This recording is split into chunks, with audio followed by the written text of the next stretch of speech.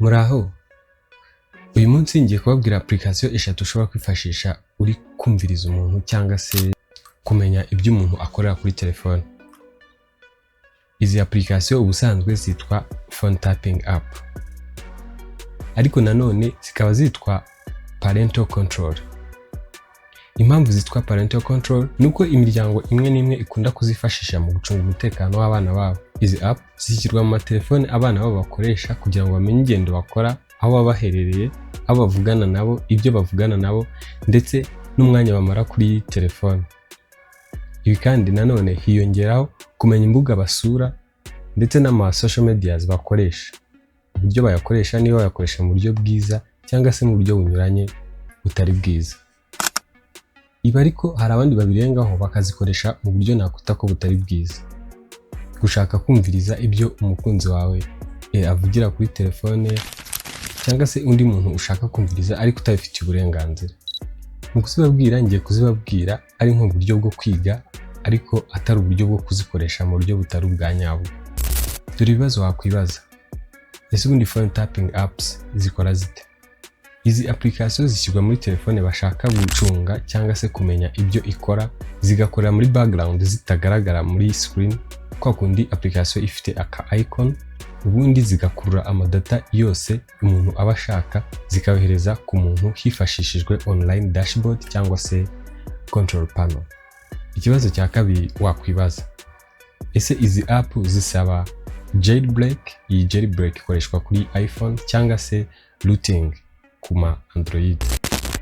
Muri izi app harimo izisaba gukora jailbreak cyangwa se rooting kubera amafeatures ziba zishaka kugira ngo zikoreshe muri iyo telefone, ariko hakaba n'izindi zidakenera gukora jailbreak cyangwa se rooting kubera yuko biri risky kandi byangiza garanti ya telefone. Ni ukuvuga ngo telefone ibaye jailbreaked cyangwa se yabaye rooted ihita itakaza garanti ako kanya nubwo waba wayiguze uwo munsi.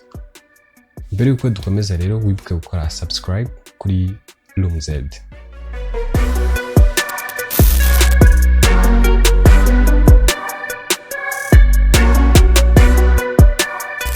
Reka duhere ku mwanya wa gatatu. Ku mwanya wa gatatu turasangaho application yitwa Save My Kid. Iyi ni imwe mu ma application yifashishwa mu gukurikirana abana activity bakorera ku matelefone, ariko hari n'abayifashisha kugira ngo bamenye ibyo abantu bavugira ku matelefone, abakunzi babo cyangwa se abandi bantu bashaka gutagetinga kubera impamvu zabo bwite. Iyi ni imwe mu ma app meza kubera yuko idasaba gukora jailbreak cyangwa se rooting kuri telefone watagetinze. Ikindi kandi ishobora kugufasha kumenya ibyo umuntu avugira kuri telefone, message yandika, haba kuri Facebook, WhatsApp, TikTok ndetse na X. Iyi app kandi ishobora kugufasha kumva amajwi ari hafi aho hantu iyo telefone ishobora kubiherereye. Iyi app iroroha cyane bitewe nuko kuyinstalla bitwara iminota iri munsi y'itanu. Iyi app kandi nyiri telefone ntamenya niba irimo cyangwa se niba hari umukurikirana. Ituma umenya buri activity iyo ari yose akorera kuri telefone atabimenye na gatoya. Ku mwanya wa kabiri turahasanga application yitwa mSpy. Iyi mSpy ni imwe mu application akunze gukoreshwa cyane kubera ko ikoreshwa n'abagera kuri 1,500,000 ku isi mu bihugu 160. Iyi app kandi ntishobora kugaragara muri telefone. Iyi app iba ihishe mu buryo bw'ibanga ndetse nta nubwo wamenya niba hari umuntu uri kugukurikirana.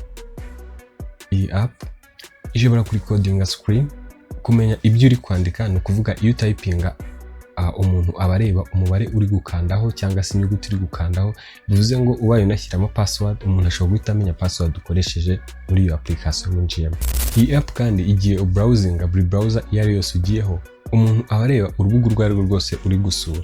Bivuze ko ushobora no kubloka urubuga yasuye kubera impamvu zawe, cyangwa se nko ku bantu bashaka kugira ngo abana babo bagire umutekano, ushobora kubloka urwo rubuga yasuye bitewe nuko ubona urwo rubuga ruza kugira ingaruka zitari nziza ku mwana wawe.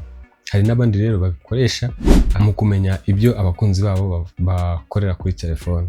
Ikibazo cy'iyi app rero, ibiciro byayo bisa nkaho biri hejuru ndetse hari ama features igira asaba ko ukora jailbreak cyangwa se rooting telefone.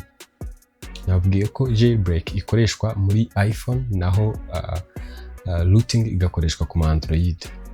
Ku mwanya wa mbere turahasanga iyitwa KitGuard Pro.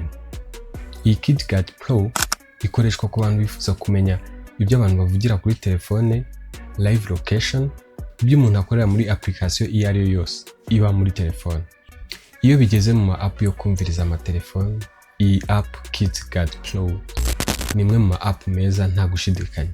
Iyi app ishobora gukora muri Android ndetse na iOS. Iyi app kandi ntabwo isaba gukora jailbreak cyangwa se rooting. Iyi app kandi ishobora gutrackinga live call, ni ukuvuga abantu bari kuvugana direct, text conversation, abantu bari kwandikirana message n'izindi activities zikorerwa ku matelefone. Ni ukuvuga urubuga wasuye, ni application wafunguye n'ibindi byinshi. Iyi app kandi igira uburyo bw'inyongera bwo kuba yareba n'ibiri gukorerwa kuri za social medias, aho umuntu aherereye n'ibindi byinshi. Icy'ingenzi, iyi app ishobora gukora muri stealth mode. Bivuze ko telefone uba watagatinze nyirayo adashobora kumenya ibiri kubera muri telefone ye. Iyi app kandi iba ihishe muri telefone ku buryo nyirayo adashobora kuba yanayibona cyangwa se yamenya ko iri muri telefone yiwe. Iyi app kandi ntabwo ikenera kuba telefone ari rooted cyangwa se jailbreaked nk'uko nabivuze.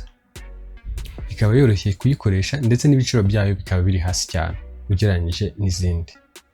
Hari app rero zishobora kwifashishwa kugira ngo umenye niba hari umuntu ugukurikirana kuri telefone. Ku bakoresha Android bashobora kwifashisha iyitwa Wiretap Detection app, naho ku bakoresha iOS bashobora kwifashisha iyitwa Don't Spy 2. Uburyo bwiza bwo kwirinda ko hari uwakumviriza ni ugukoresha VPN. Gukoresha VPN bishobora kugufasha kwirinda izi spy app. Ariko ushobora no guhindura zimwe muri settings za telefone yawe ukahisha location yawe. Hari gukoresha ama browser ari private ndetse no gukoresha internet ihishe wifashishije VPN. Ubwo bwawe ari uburyo bwiza bwagufasha kugira ngo wirinde kugira ngo hari umuntu ukumviriza kuri telefone yawe. Wakoze kubana natwe, wibuke gukora subscribe kugira ngo ukomeze usobanukirwe ibintu byinshi ahangaha.